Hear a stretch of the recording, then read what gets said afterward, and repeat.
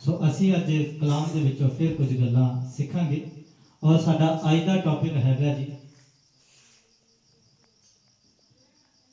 आज का टॉपिक है कि राज ने हमारे लिए क्या किया और हमने राज के लिए क्या किया। सिंपल भाषा दे विच कह दो कि यसू ने साडे लिए की कीता ते असी यसू दे लिए की कीता। ठीक है जी। लिखा कि आज का टॉपिक राज्य ने हमारे लिए क्या किया और हमने राज्य के लिए क्या किया। तो सबसे पहले हम देखेंगे कि राज्य ने हमारे लिए क्या किया, क्योंकि जो कुछ हम देखते हैं, धरती, आकाश, सूरज, चंद्रमा, जो कुछ भी है, ये सारा कुछ किसने बनाया? परमेश्वर ने। किसके लिए बनाया? हमारे लिए। बात करते हैं यीशु की कि उसने हमारे लिए क्या क्या किया, उसके राज्य के लिए, कि उसका राज्य आए। परमेश्वर ने हमारे लिए क्या क्या किया। जो आप सूरज देखते हो वो परमेश्वर ने आपके लिए बनाया, चंद्रमा आपके लिए, रात आपके लिए, दिन आपके लिए, ऑक्सीजन आपके लिए, जितनी भी दुनिया की चीजें हैं जो आप फ्री में ले रहे हो, वो सब की सब परमेश्वर ने आपके लिए बनाई, ताकि उसका राज इस धरती के ऊपर सेफ रहे। उसका राज इस धरती के ऊपर क्या रहे? सेफ रहे। जो इंसान परमेश्वर ने बनाया, परमेश्वर कहता है कि मैंने इंसान को अपने स्वरूप में, अपनी समानता में बनाया है, और जिस इंसान को मैंने इस धरती के ऊपर बनाया है, उस इंसान को इस धरती के ऊपर किसी की चीज की जो है वो कमी महसूस ना हो, उसको सब की सब चीजें फ्री में प्राप्त हो जाए। पानी पी रहे हो वो परमेश्वर की ओर से फ्री आ रहा है। जो सांस ले रहे हो, ऑक्सीजन आपको मिल रही है, वो भी परमेश्वर आपको फ्री में दे रहा है, उसका भी कोई पैसा लगता नहीं है, उसका भी कोई पैसा लगता नहीं है। जितनी भी परमेश्वर ने इस धरती के ऊपर योजनाएं बनाई हैं इंसान के लिए, उसमें सब की सब परमेश्वर ने आप लोगों को फ्री में दी है, उसका कोई भी पैसा परमेश्वर लेता नहीं है। तो परमेश्वर ने राज्य अपना स्थापित करने के लिए इस धरती के ऊपर सब कुछ इंसान के लिए बनाया, ताकि जो इंसान को इस धरती के ऊपर रहते हुए किसी भी चीज की कमी महसूस ना हो, जिससे वो परमेश्वर को कह सके कि तूने मेरे लिए ये क्या किया। प्रभु कहता कि खाता मेरा, पीता मेरा, हवा मेरी, सांस मेरी, किडनी मेरा, दिल मेरा, तू मेरा, सब कुछ मेरा, पर मर्जी भी तुम्हारी जिंदगी में सिर्फ और सिर्फ मेरी होनी चाहिए। अगर परमेश्वर की आपको साथ दे रहा है, वो परमेश्वर की जिंदगी दे रहा है, वो परमेश्वर की है। जो परमेश्वर आपको बॉडी दी है, वो परमेश्वर की, किडनी, दिल, जो कुछ आपकी बॉडी में है, सब कुछ परमेश्वर ने आपको फ्री में दिया है। और परमेश्वर का हम इस बॉडी के लिए और जो चीजें परमेश्वर हमें देता है, इसके लिए हम परमेश्वर का धन्यवाद करते नहीं। हम परमेश्वर को महिमा ही नहीं देते कि परमेश्वर ने हमें जो कुछ दिया है, अच्छी सेहत दी है, तब भी परमेश्वर का हम धन्यवाद करते नहीं।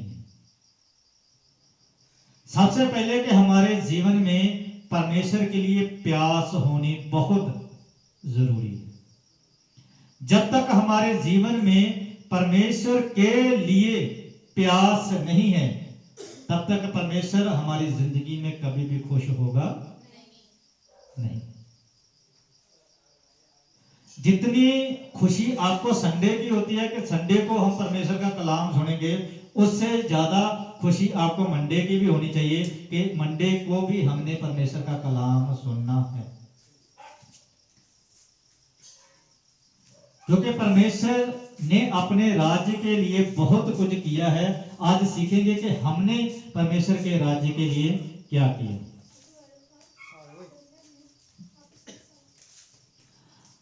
लिखा है मत्ती 6 का 10 में तेरा राज आए, तेरी इच्छा जैसे स्वर्ग में पूरी होती वैसे पृथ्वी पर भी हो।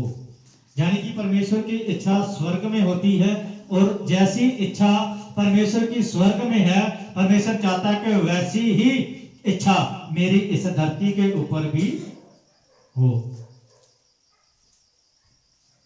जैसी इच्छा परमेश्वर की स्वर्ग में होती है, परमेश्वर चाहता है कि वैसे ही इच्छा जो है मेरी इस धरती के ऊपर भी हो।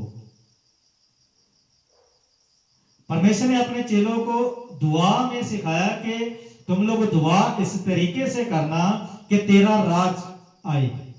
परमेश्वर का क्या है? राज आए, तेरी इच्छा जैसे स्वर्ग में होती है। यानी कि हम लोगों को पता होना चाहिए कि जैसी इच्छा परमेश्वर की स्वर्ग में हो रही है, वैसी ही इच्छा उसकी इस धरती पर हमारी जिंदगी में, हमारे घराने में, हमारे गांव में भी होनी चाहिए। परमेश्वर की इच्छा पवित्र है, परमेश्वर की योजनाएं पवित्र है, परमेश्वर का देखना पवित्र है, परमेश्वर का चलना पवित्र है, परमेश्वर का बैठना पवित्र है।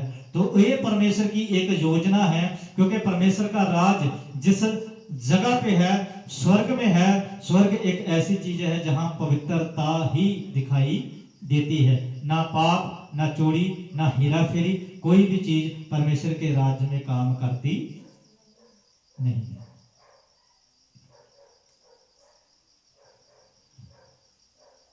क्योंकि परमेश्वर ने जगत से ऐसा प्रेम रखा कि उसने अपना इकलौता पुत्र दे दिया, ताकि जो कोई उस पर विश्वास करे नाश न हो बल्कि सदीपक अनंत जीवन पाए।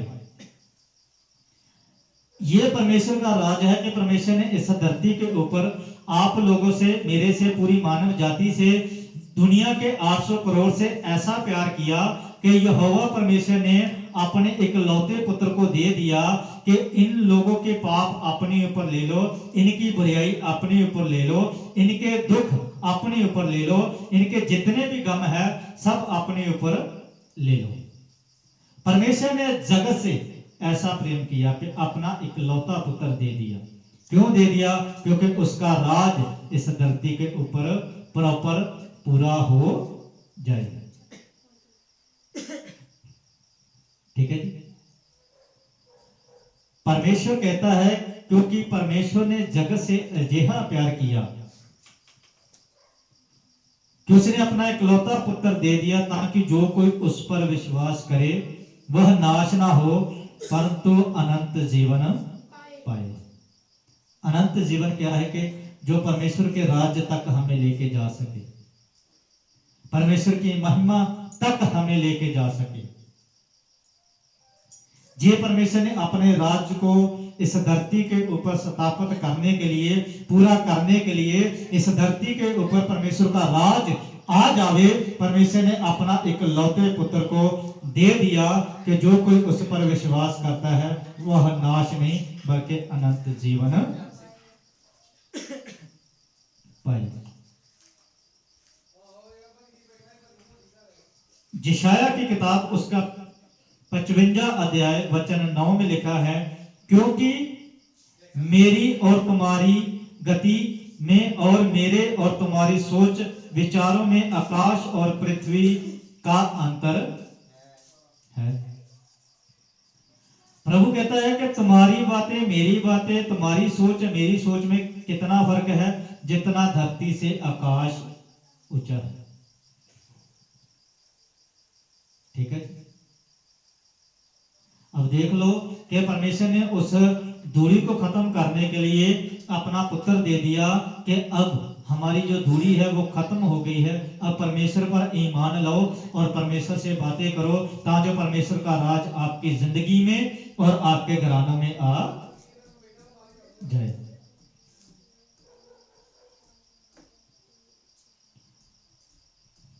यूहन्ना 14 का 1 में लिखा है, तुम्हारा मन व्याकुल ना हो, तुम्हारा मन व्याकुल ना हो, तुम परमेश्वर पर विश्वास रखते हो और मुझ पर भी विश्वास रखो। यीशु मसीह अपने लोगों से बात करते समय कह रहा था कि तुम लोगों का मन व्याकुल ना हो, घबराए ना, क्योंकि तुम लोग परमेश्वर पर ईमान रखते हो तो मेरे ऊपर भी ईमान रखो। तो आपका ईमान किस पर होना चाहिए? परमेश्वर पर। आपका विश्वास किस पर होना चाहिए? परमेश्वर पर। प्रभु कहता है कि तुम लोगों का मन व्याकुल, यानी कि पंजाबी जो गलों के घबरावे ही ना। आज इंसान का मन व्याकुल हो जाता है, घबरा जाता है।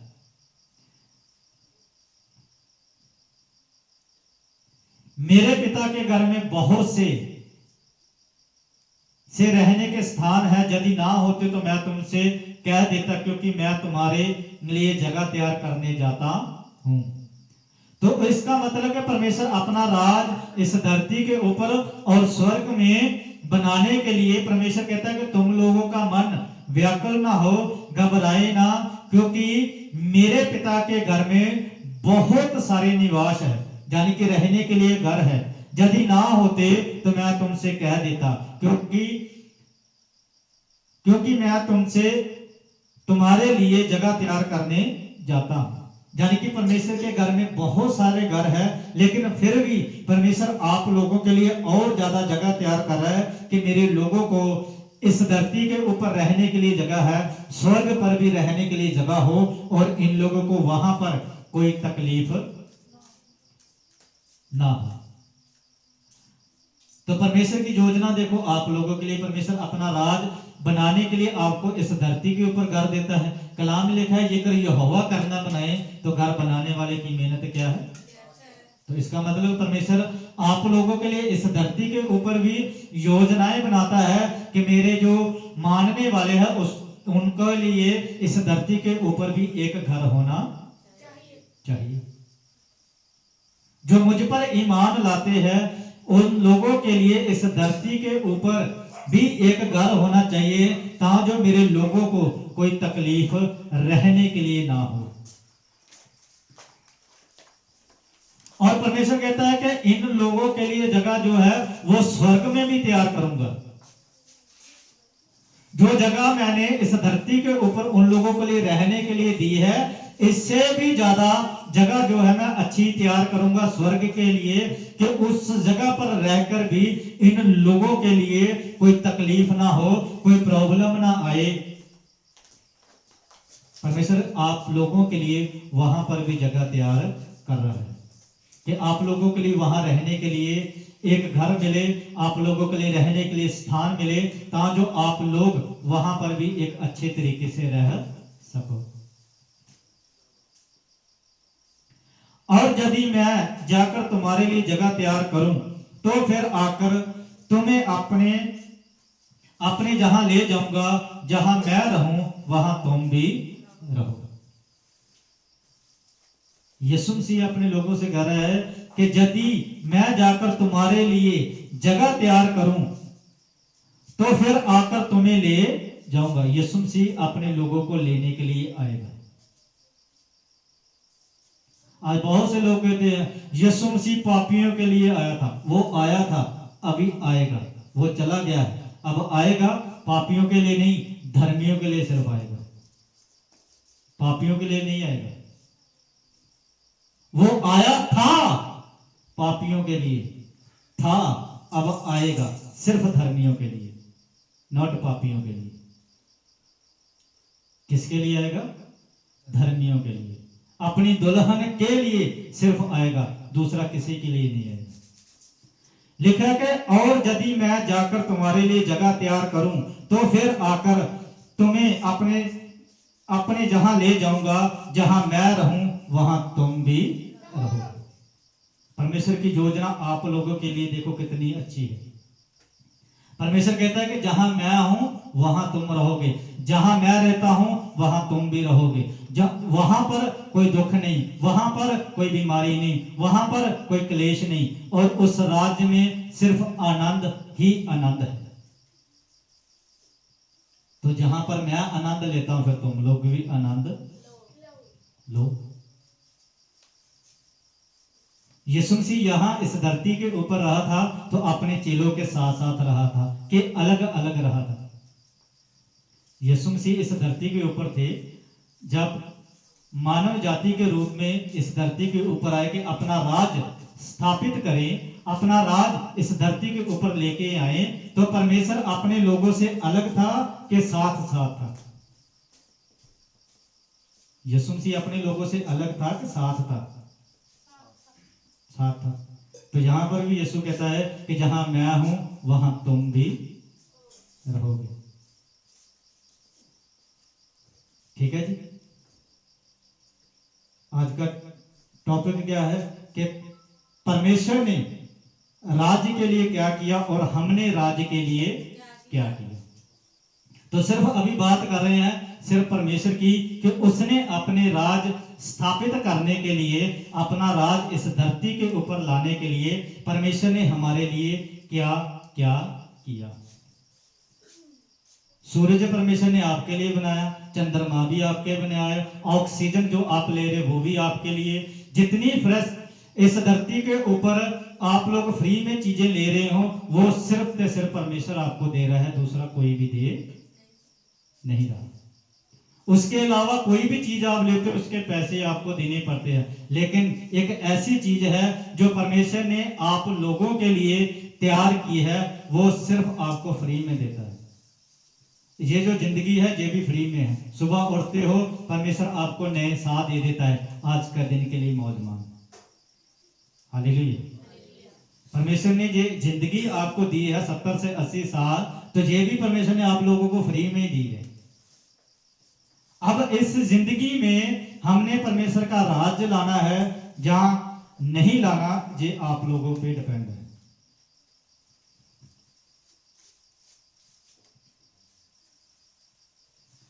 मरकुस 11:17 ਦੇ ਵਿੱਚ लिखा, और उपदेश करने उसने कहा, क्या यही नहीं लिखा कि मेरे घर में सब जातियों के लिए प्रार्थना का घर कहलाए, परंतु तुमने इसे कुकर्मियों की देह बना दी है। हालेलुया। परमेश्वर कहता है क्या तुम लोग नहीं जानते कि जो मेरा घर है वो सब जातियों के लिए प्रार्थना का घर कहलाए, लेकिन तुम लोगों ने क्या बनाया? डाकुओं की खो बना दिया।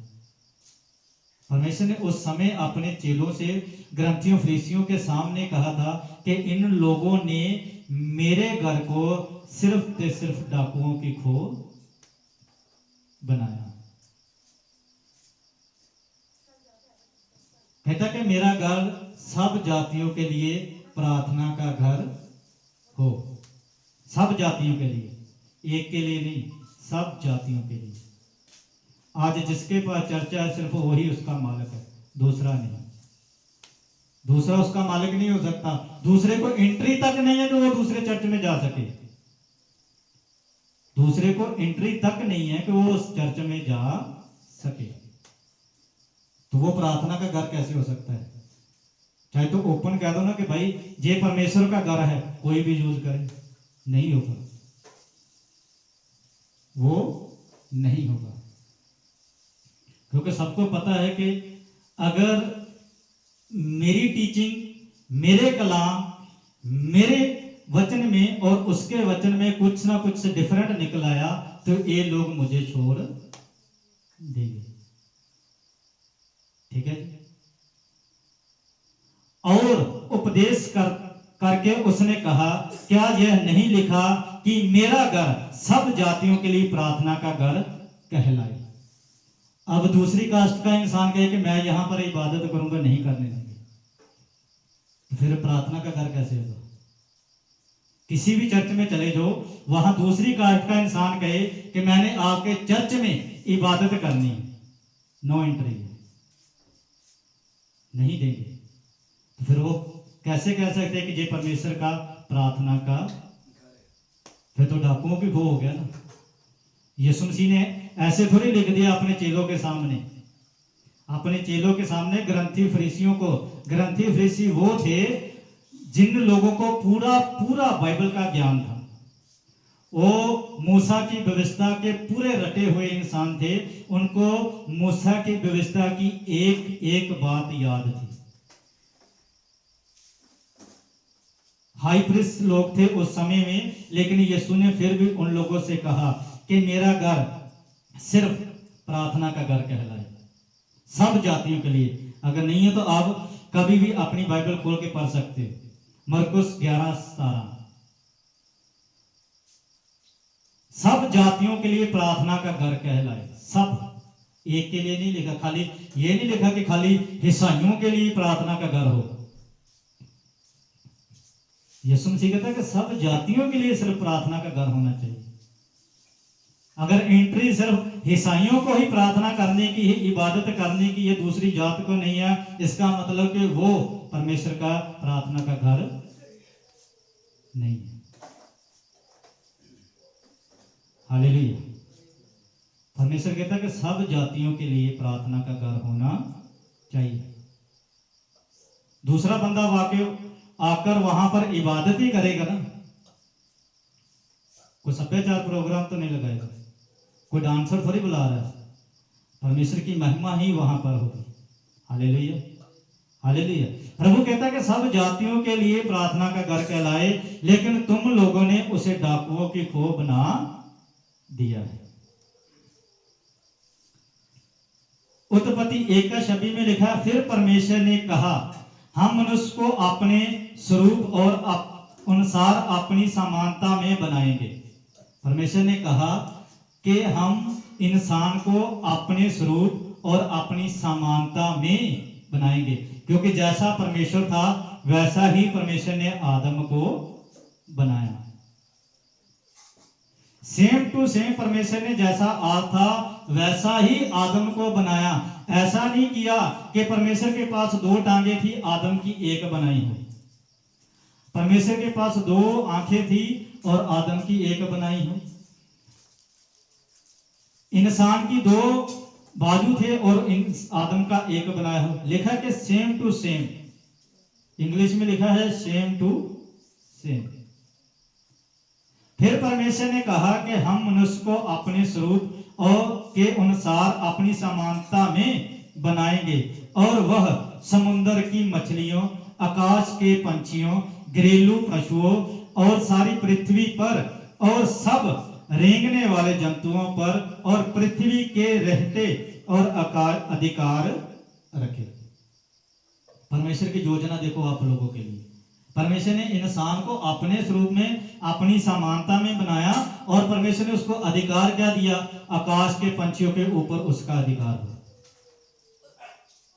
मछलियों पर, घरेलू जो पशु है उस पर, पृथ्वी पर और सब रेंगने वाले जंतुओं पर और पृथ्वी पर रहते हैं अधिकार रखे। उस समय आदम जिसको भी बुलाता था वो उसी टाइम उसके पास आ।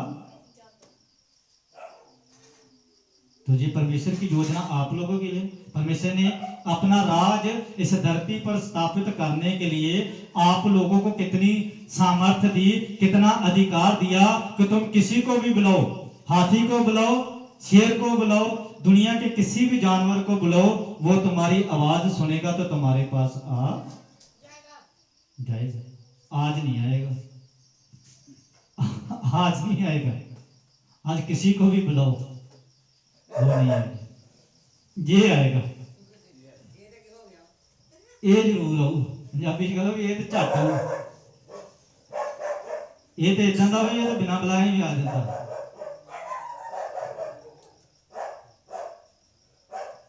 परमेश्वर ने हमारे लिए सब कुछ किया। अब बात करते हैं हमारी कि हमने राज्य के लिए क्या क्या।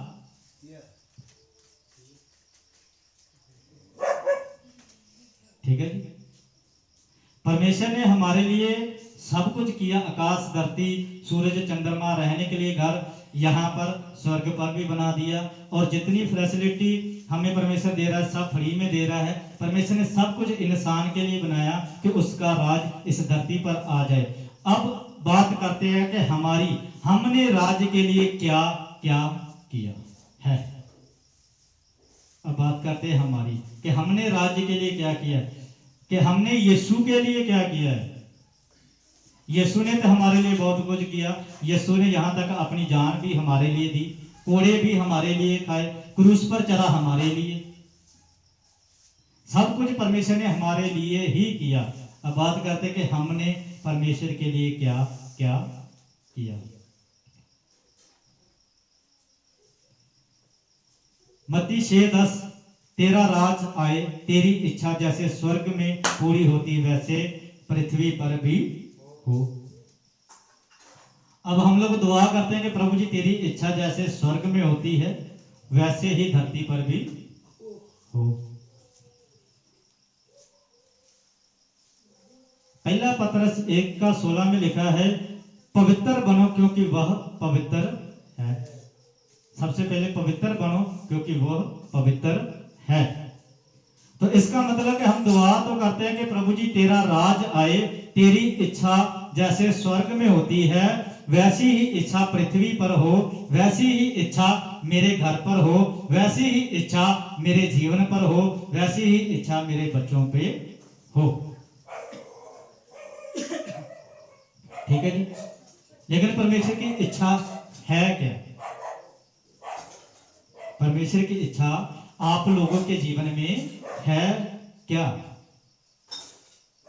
आप इस धरती के ऊपर रहकर परमेश्वर की इच्छा तो मांग रहे हो कि परमेश्वर जी तेरी इच्छा जैसे स्वर्ग में हो वैसी धरती पर भी हो, लेकिन क्या हम उसके राज्य के लिए, परमेश्वर की महिमा के लिए कुछ कर रहे हैं?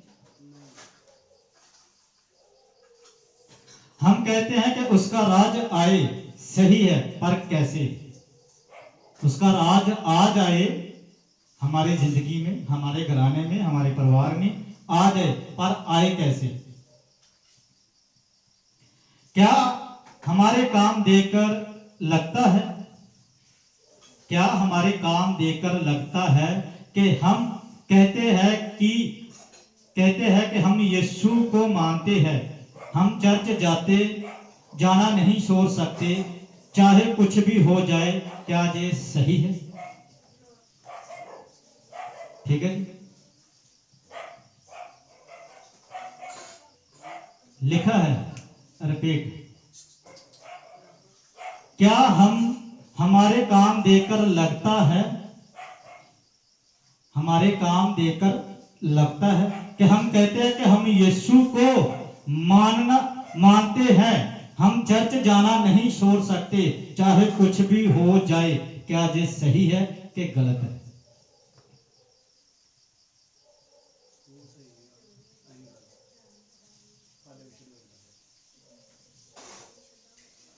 बोलो, साफ लिखा है। क्या हमारे काम देकर लगता है, क्या हमारे काम देकर लगता है, हम कहते हैं हम यीशु को मानते हैं, हम चर्च जाना नहीं छोड़ सकते, चाहे कुछ भी हो जाए, क्या ये सही है कि गलत है? सही है। कितने लोग? 1 2 3 4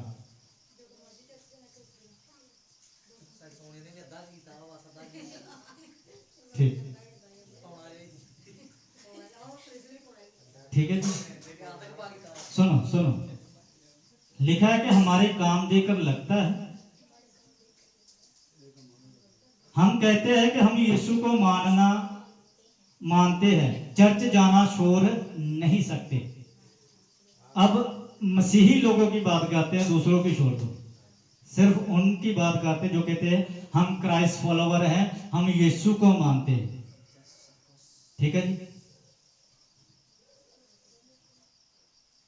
एग्जाम्पल के तौर पर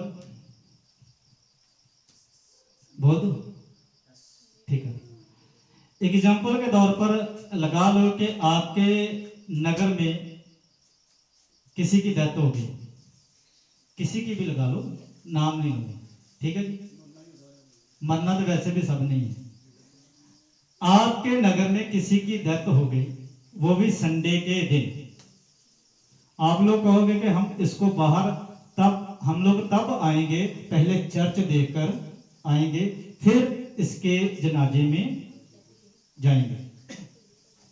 सब लोगों का एक ही बात होती है, हम चर्च जाते हैं, हम चर्च नहीं छोड़ सकते, हम पहले चर्च जाएंगे, बाद में मुर्दे को लेकर जाएंगे, चाहे वो पास्टर हो, ऑनलाइन ऑफलाइन कोई भी हो।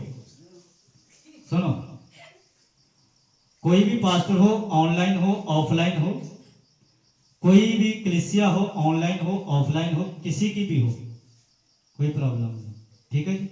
उन लोगों का सिर्फ एक ही टारगेट होता है, पहले चर्च जाएंगे, फिर मुर्दे को लेकर जाएंगे, क्योंकि वो किसी का मरा है, अपना थोड़ी है। वो किसका मरा है? किसी का, अपना नहीं। पास्टर भी कहेंगे पहले चर्च करेंगे, चर्च की इबादत करेंगे, फिर मुर्दे को लेकर जाएंगे, जनाजा फिर करेंगे, पहले अब मुर्दे का काम, चर्च का काम करेंगे, क्योंकि हम चर्च छोड़ नहीं सकते। सही है ना? तो जिस दिन पास्टर के घर में मौत होती है, उस दिन चर्च को बंद करते हैं। जिस दिन अपने घर में मौत होती है, फिर चर्च जाना क्यों बंद करते हैं? ये जवाब चाहिए, ठीक है। जिस दिन आप लोगों के, मान लो कि हमारे ही घर में कोई डेथ हो गई, हम लोग कहेंगे कि भाई चर्च बंद, हमारे घर में सो गए, हम चर्च नहीं जाएंगे, चर्च की इबादत बंद, सारा कुछ बंद। अपने घर में आग लगी है तब बंद, किसी के घर में आग लगी है बाद में सीखेंगे। क्या सही है? हम तो कहते हैं हम यीशु को मानते हैं, हम इबादत छोड़ नहीं सकते, हम कुछ नहीं कर सकते। जिस दिन अपने घर में होती है, फिर सब कुछ हो जाता है, सब कुछ भूल जाते हैं, चर्च भूल जाते हैं, पास्टर भूल जाते हैं, ऑनलाइन भूल जाते, ऑफलाइन भूल जाते, सारा कुछ बंद हो जाता है। यहां तक कि हमारा फोन भी बंद हो, फिर तो नहीं याद आता कि भाई हम चर्च पहले जाएंगे, मुर्दे को रहने दो जहां, इसकी कोई बात नहीं, पहले परमेश्वर का काम करके आते हैं। क्योंकि आग तो किसी के घर में लगी है ना, अपने थोड़ी लगी। यीशु मसीह के पास इंसान आया, कहता कि मेरी बेटी मर गई। सुनो, यीशु मसीह के पास इंसान आया, कहता कि मेरी बेटी, यरूस नाम का इंसान आया, कहता कि मेरी बेटी मर गई, और उसके पास चलो। यीशु मसीह उसी टाइम गया, बोला कि मैं 4 दिन के बाद आऊंगा। यीशु ने बोला कि मैं 2 दिन के बाद आऊंगा। यीशु ने बोला कि इबादत खत्म होने दो फिर आऊंगा। बोला कि चलो। यीशु से बड़ा कोई नहीं। अगर यीशु से बड़ा कोई नहीं तो फिर भाई जिसके घर में सो गए फिर जाते क्यों नहीं? कलाम में लिखा है कि खुशी के घर में जाने से अच्छा है कि शोक वाले घर में जाना उत्तम है। अपने घर में आग लगी है तो फिर चर्च नहीं जाएंगे, फिर साउंड नहीं लगाएंगे, डीजे भी नहीं लगाएंगे, कुछ नहीं करेंगे। किसी के घर में लगे फिर डीजे भी लगेगा, नाचेंगे भी खूब, सब कुछ करेंगे, क्योंकि आग तो किसी के घर में लगी, अपने थोड़ी लगी। हमारा क्या जाता है?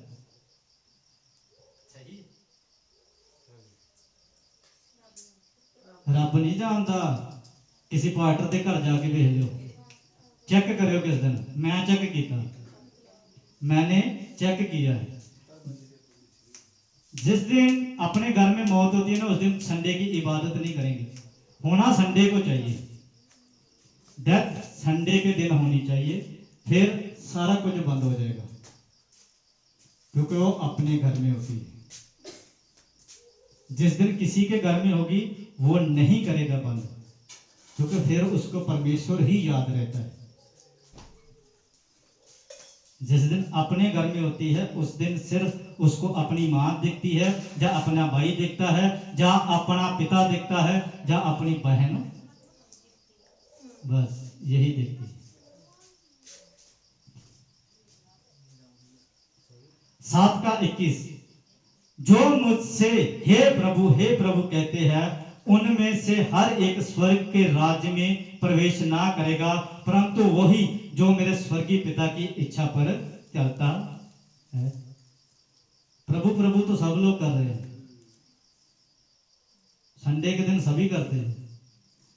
हम प्रभु को मानने वाले, हम प्रभु को मानने। प्रभु कहता है कि प्रभु प्रभु तो सब कहते हैं, लेकिन स्वर्ग राज में सिर्फ वही जाएगा जो सिर्फ मेरे पिता की इच्छा पर चलता है। दूसरा नहीं। प्रभु प्रभु जितना मर्जी बोलते रहेगा वो थोड़ी जाएगा, सिर्फ वह जाएगा जो सिर्फ और सिर्फ मेरे पिता की इच्छा पर चलता है। मरकुस 1:15 और कहा समय पूरा हुआ और परमेश्वर का राज निकट आ गया है, मन फिरो, सुसमा पर विश्वास करो।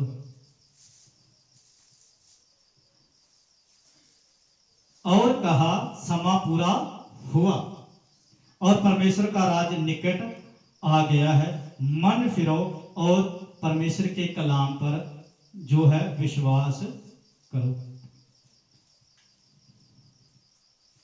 सिर्फ इस पर ईमान होना चाहिए। इसको पढ़ोगे फिर पता चलेगा इसमें क्या क्या लिखा है। जब तक पढ़ोगे नहीं कुछ पता नहीं इसके अंदर क्या है और क्या नहीं। ठीक है,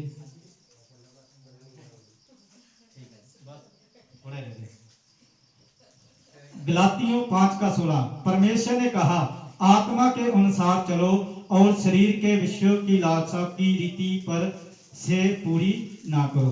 परमेश्वर कहता है कि आत्मा के द्वारा अनुसार चलो, शरीर की लालसा की रीति पर ना चलो। शरीर की अभिलाषाएं अलग, आत्मा की अलग। ठीक है जी, फास्ट कर देने। 15 गलातियों 5:17 क्योंकि शरीर और आत्मा के विरोध में है और आत्मा शरीर के विरोध में लालसा करती है और ये एक दूसरे के विरोध में है, इसलिए कि जो तुम करना चाहते हो वह ना कर पाओ। लिखा कि शरीर और आत्मा दोनों में अलग अलग डिफरेंट है, ये दोनों एक दूसरे के साथ सहमत नहीं है। आत्मा कहती है कि तुम्हारी जिंदगी में परमेश्वर का राज है, शरीर कहता है कि छोड़ो। क्या करेगा परमेश्वर का राज लाके जिंदगी में? परमेश्वर का राज आपकी जिंदगी में आ जाए, क्या करेगा? खा पी ऐश कर मौज कर दुनियादारी में घूम। उसको पता है शरीर को कि न्याय मेरा थोड़ी होना, मैं मिट्टी का बना हूं, मिट्टी में रह जाऊंगा। दुख तो सिर्फ आत्मा को ही झेलना पड़ेगा। और यदि तुम आत्मा के अनुसार चलो तो व्यवस्था के अधीन ना रहो। शरीर के काम तो प्रकट है, अर्थात व्यभिचार, गंदे काम, लुचपन।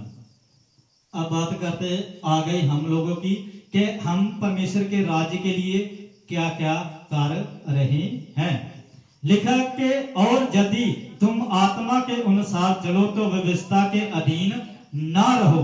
शरीर के काम प्रकट है, शरीर के काम प्रकट है, अर्थात व्यभिचार, सबसे पहले व्यभिचार, फिर गंदे काम, लुचपन, मूर्ति पूजा, टोना, बैर, झगड़ा, ईर्खा, क्रोध, विरोध, फूट और विधर्म, खार, मतवालापन, बदमस्तियां और इन जैसे और काम है। इनके विषय में मैं तुमको पहले से ही कह देता हूं, जैसा पहले कहा भी चुका हूं कि ऐसे ऐसे काम करने वाले परमेश्वर के राज के वारिस ना होंगे। ये हम लोगों के काम है शरीर के, मूर्ति पूजा, टूना, खैर, झगड़ा, व्यभिचार, मारे कर्म, सब कुछ ऐसे अपनी जिंदगी में कर रहे हैं। सारा कुछ हम लोग अपनी जिंदगी में कर रहे हैं, फिर भी कहते हैं कि हम लोग स्वर्ग जाएंगे। कहां जाएंगे? स्वर्ग। परमेश्वर ने हमारे लिए इतना कुछ किया कि अपना पुत्र भी दे दिया और हमारे लिए कोड़े खाए, मार खाए, सब कुछ किया, हमारे लिए स्वर्ग का दरवाजा भी खोल दिया। लेकिन हम लोग क्या कर रहे हैं? सबसे पहले मूर्ति पूजा, लुचपना, मारे कर्म, सब कुछ अपनी जिंदगी में लेके चल रहे हैं।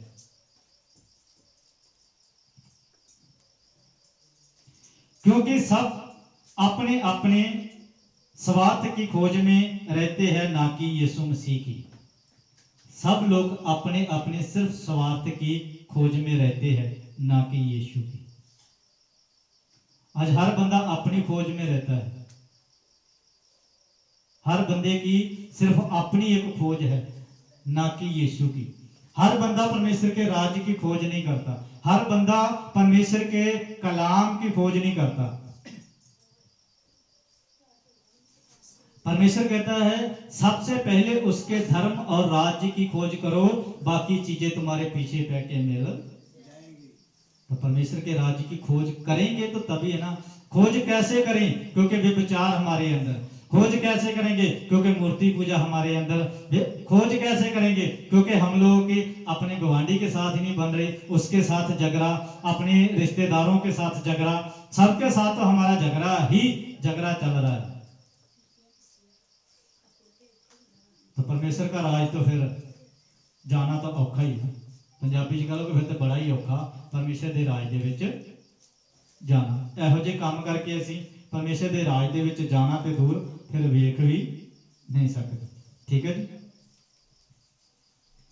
कुलसियों 3:5 इसलिए अपने उन अंगों को मार डालो जो पृथ्वी पर है, अर्थात व्यभिचार, अशुद्धता, दुष्ट कामनाएं, बुरी लालसा और लोभ, जो मूर्ति पूजा है,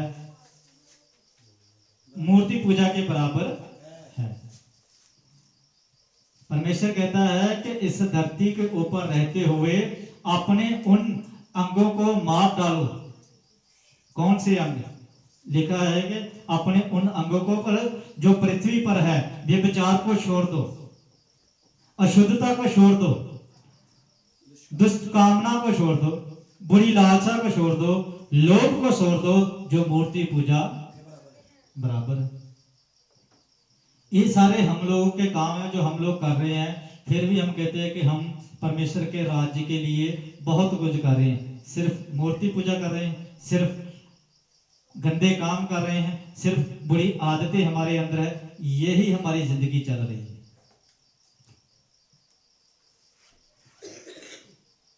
इनमें इन्हीं के कारण परमेश्वर का क्रोध आज्ञा ना मानने वालों पर पड़ता है। और तुम भी जब इन बुराई में जीवन बिताते थे तो इन्हीं के अनुसार चलते थे। परमेश्वर कहता है कि पौलुस इस गल को बयान कर रहा है कुलसियों की किताब में 3:6 में कि इन्हीं के कारण परमेश्वर का क्रोध अनाज्ञाकारी के ऊपर पड़ता है। अब परमेश्वर का क्रोध उन लोगों के ऊपर है जो ऐसे गंदे काम करते हैं, जो ऐसे गंदे काम करते हैं।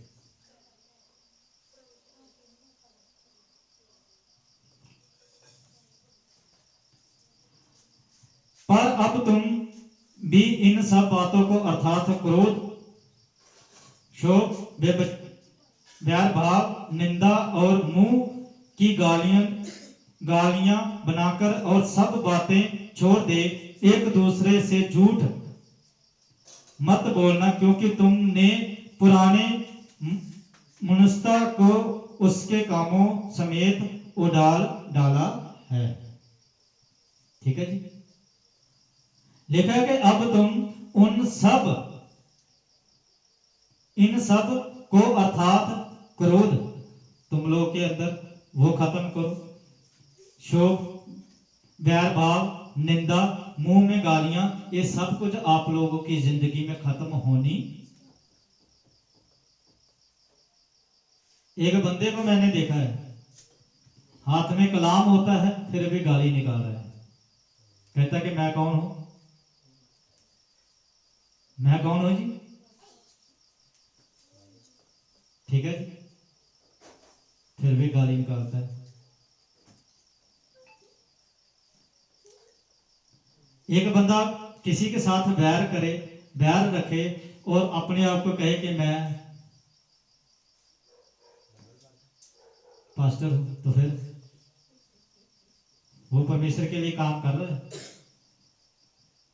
मैंने पहले कह दिया कि सब के सब अपनी ही लालसा में रहते हैं, परमेश्वर की खोज में कोई सब अपने मतलब के यार है। पंजाबी च लिखा कि सारे दे सारे अपने अपने मतलब दे यार आ, ना कि यीशु दे।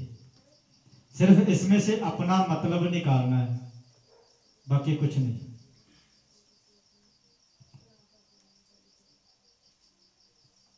हमने राज्य के लिए जो सब किया है, क्या हमसे यीशु खुश है जो हम काम कर रहे हैं? ये जितने भी हम लोगों ने कलाम में पढ़ा, जितने भी गंदे काम, मूर्ति पूजा, क्रोध, ये सारे काम हमारी जिंदगी में है और हम कहते हैं कि हम परमेश्वर के राज्य में जाएंगे। क्या हमसे जो परमेश्वर की जिसकी हम आराधना करते हैं, क्या वह हमसे खुश है?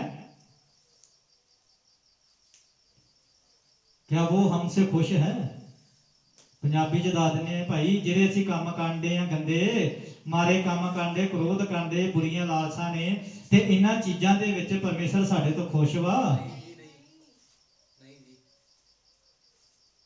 तो परमेश्वर ने अपना राज बनाने के लिए सब कुछ किया पवित्रता ही में, और हम कहते कि हम परमेश्वर के राज्य में जाएंगे बुरे काम लेकर। तो दोनों में फर्क है। एक बंदा कहता है कि परमेश्वर पापियां लिए ही आया सी। मैं आया सी पर हुण चला गया। कहता क्यों? मैं हुण नहीं आवां। हुण उन्हें वापस पापियां दे लिए आना नहीं, चला गया। यीशु आया था पापियों के लिए, अब नहीं आएगा पापियों के लिए। अब सिर्फ आएगा तो सिर्फ अपनी दुल्हन के लिए ही आएगा। ठीक है जी, समझ आया? किन्या? ठीक है जी। सो परमेश्वर के कलाम पढ़े सुने जाते आशीष और बरकत होवे। आमीन।